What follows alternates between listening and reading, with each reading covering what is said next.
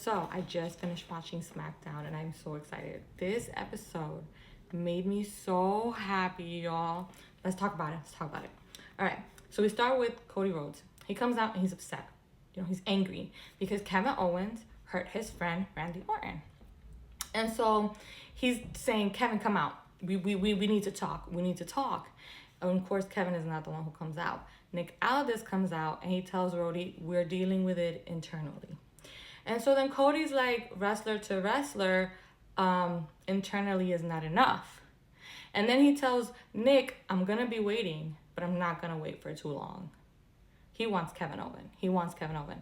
Again, Kevin said what he was going to do. He made it very clear. He said he was going to hurt Randy Orton, and that's exactly what he did. He told everybody he was going to do it. Anyway, moving it along.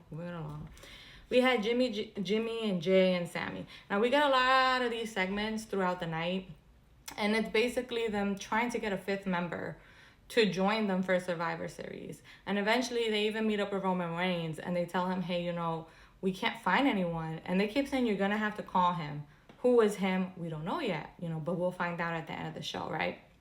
And so then after this, we had a U.S. Women's Championship Tournament match. And it was Bayley versus Candice LeRae and versus B-Fab. How great did B-Fab look in this match? Now, this is not her first match. I feel like she's had a match before this, but she hasn't been in a match in a really, really, really, really long time. And so I didn't know what to expect, but I was happy there was a three-way match because you have Candice and Bayley. They're both veterans, and so they can carry this match if they had to. But they didn't need to. I really enjoyed this match. This match was given time. It was given time. Who did I want to win this match? Candice LeRae. I really did. I loved her in this match. Let me tell you, she was sneaky. Every time somebody would hit a move, she would throw them out of the ring and try to take the pin. And then she was very innovative in the corner when they were doing that, I think the triple bomb off of the top rope, and she landed on Bayley so that the referee can count to 3. I see you, girl. I see you. But of course she didn't win. It was Bayley that won. But you know what? I thought it was a really good match. How do I feel about this new Women's U.S. Championship title that we have on the main roster? I don't know. I'm going to make a video about it because there are pros and cons to that. But let's continue.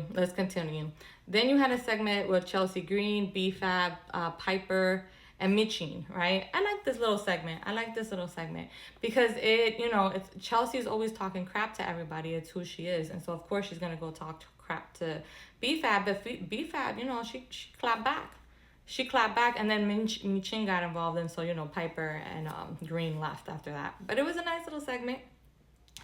And then we had LA Knight. He comes out. And earlier, Sami Zayn we saw Sami Zayn talking to LA Knight, and we assumed he was asking him to be a part of their group for Survivor Series. And so LA Knight comes out and he says, no, thank you. He's like, that's none of my business, and I will not be participating in that match. He's like, I don't even care. He said it just like that. He's like, I don't care if they destroy each other. I ain't got nothing to do with it. And so then he's like, I'm a fighting champion, and he holds an open challenge for the U.S. title. And who comes out but Santos Escobar? And so in my head, I'm like, yo, didn't we do this already? We did Santos Escobar, we've done Carmelo Hayes, and we've done Andrade, right? And I'm like, there's no one else in this division. Like, there's no one else who wants to have a title match. Like, I don't understand. It's only those 3 that ever go after this U.S. title. But I said, okay, if we're going to run it back, let's run it back. But no, that's not what we did. Santos came and he wanted to challenge for that title. But you know what LA Knight said? He said, we did it already. I'm not accepting you. And then he looked at Humberto and he said, but he's hungry. I can tell in his eyes that he wants this match. And so he gave the match to Humberto. And let me tell you, it was a good match. SmackDown had a lot of really good matches. And Humberto was very well showcased here. He kept trying to, he was, first of all, he was aggressive from the onset. He just attacked LA Knight as soon as the bell rang, and he just kept attacking him the whole match. But LA Knight came back. Eventually, LA Knight did win, but it was just nice to see something different. This was a very fresh mashup. I enjoyed it. I said, okay. I said, look at that. I see you, WWE. And then we had Solo Sikoa, right? And Solo was coming out as Roman Reigns was having his meeting with his group, and they were telling him, yo, we don't have nobody. You're going to have to call the guy. He was literally, you could hear his music in Roman's Reigns locker room, right? And so Solo came out. Nothing was said. After Solo came out, Romans came out with his group, and we just had an all-out brawl. Now, it was even. It was even because it was 4 versus 4. And then who comes out of nowhere? Bronson Reed. And I'm like, you know what? This makes sense. This makes sense. He's been looking to... That's the whole point. He beat up Seth Rollins because he wants more opportunities. He wants to take his spot. Why wouldn't he want to be in a spot like this? This is a great spot for him to be. This is a great storyline. So it made sense. It made sense. And I enjoyed this.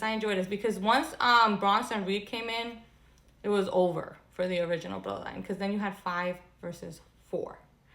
And let me tell you something. They beat up everybody. They beat up the Usos. They beat up Sammy. And they beat up Roman Reigns. Everybody got a lick at him, too. Every single person did their finisher on Roman Reigns. And then Bronson Reed did the tsunami on him. And who was left standing? Bloodline 2.0. Bloodline 2.0. And then you keep hearing the Usos saying, you got to call the guy. You got to call the guy. Again, I'm like, who is that? Who is he calling? We'll get there. Right? And then after this, we had Kevin Owens, right? Kevin Owens came up and he had a video because, he'd be shooting his own videos now. And he's like, you know what? I came to SmackDown. He's like, I came to work and I was told that I wasn't needed and I was told I couldn't come in. And so I left. And so he said, but now I get a call from Nick Aldis and he says that he wants me to come next week because of Cody Rhodes. He's like, of course, Cody Rhodes, the golden boy, gets what he wants, right? And so then Kevin says, I don't understand why everybody's upset at me. I did my job. I came, I hurt Randy, and I left. That's my job.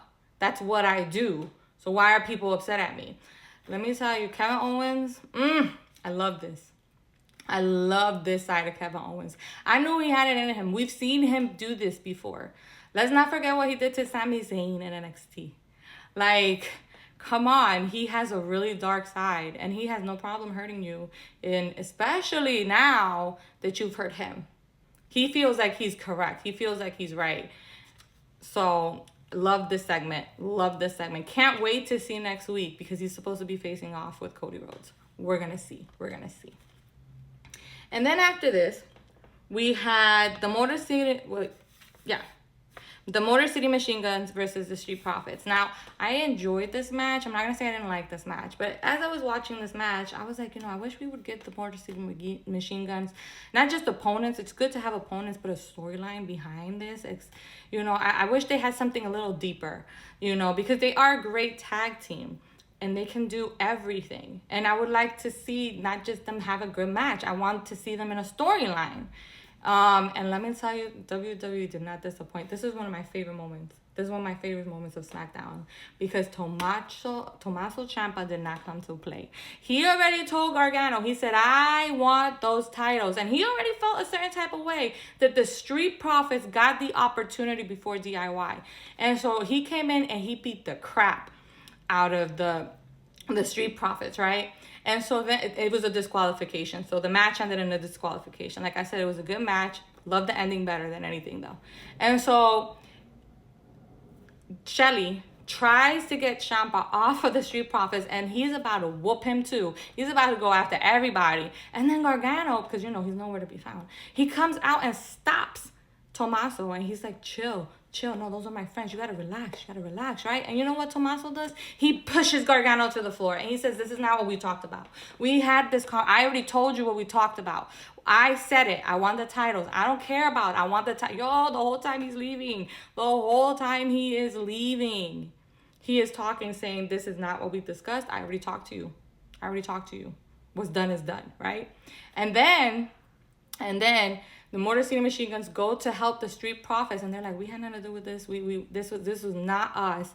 And you know what they do? They attack them too. The Street Profits hit the Motor City Machine Guns. They're frustrated. There is a lot of frustration in this division, as it should be. Everyone should want those titles. Everyone. Every single person. They're all motivated and they're all angry. That's how it should be.